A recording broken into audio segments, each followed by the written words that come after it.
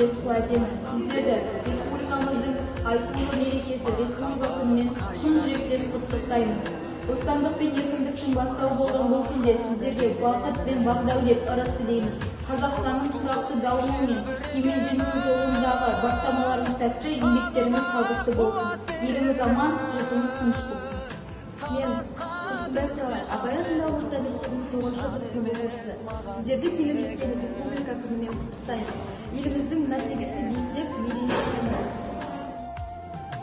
Мен Құманар Жәния, Абай атындағы орта мектебінің вице-президенті. Сіздерді бүгінгі келіп жеткен республика күнімен шын жүректен құттықтаймын. Отбасыларыңызға береке, жұмыстарыңызға табыс тілеймін. Мен Абай Сымбатовтың баласы, 10-шы сынып оқушысы. Сіздерді бүгінгі келіп жеткен мерекелеріңізбен шын жүректен құттықтаймын.